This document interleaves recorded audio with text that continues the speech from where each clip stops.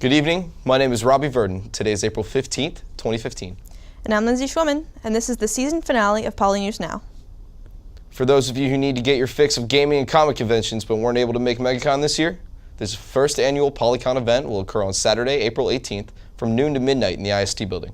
The event will feature a variety of video games, tabletop games, foam sword fighting, and more. Several contests will also be held throughout the day, including an MLG parody video competition, a cosplay competition, and a karaoke contest. Admissions is free for anyone with a valid university ID and either $5 or 2 cans of non-perishable food for all others. Be sure to come out for what is sure to be a popular Poly tradition.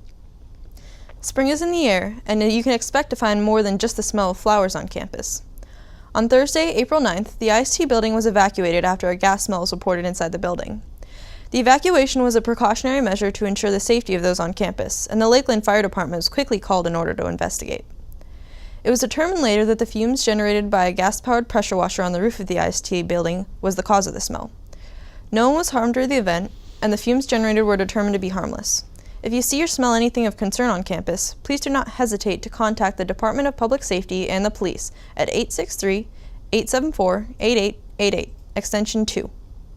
Thanks to a collaborative effort between Florida Poly, IBM, Lenovo, and Flagship Solutions Group, the first ever University Hackathon event at Florida Poly will take place this Thursday and Friday on April 16th and 17th. Don't worry, you won't be placed on any government watch list by participating. The event will leverage student talent to develop new projects and applications on IBM's next-generation cloud platform, Bluemix.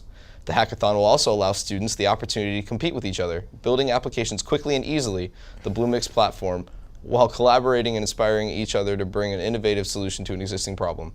Prizes include items such as tablets, gift cards, and Bluemix subscriptions.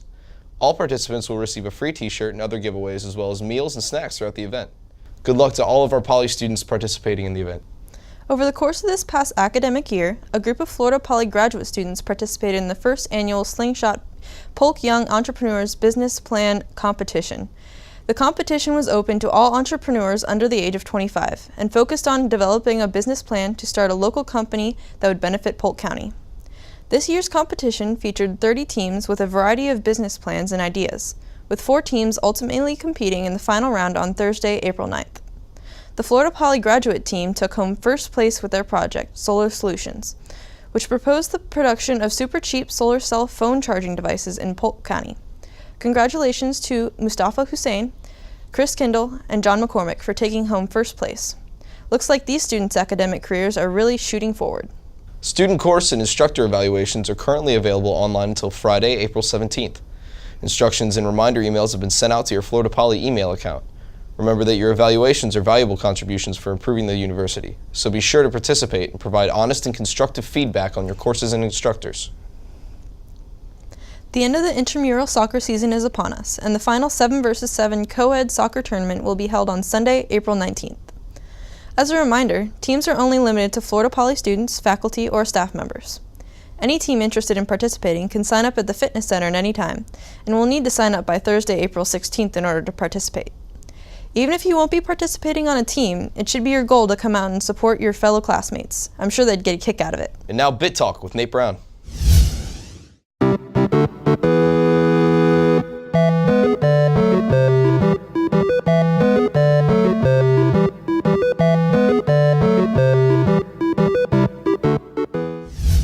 Hi, I'm Nate Brown, and welcome to the final episode of Big Talk of the semester.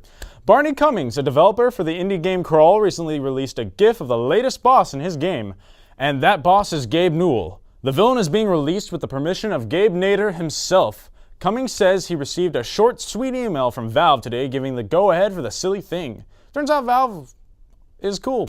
Who knew?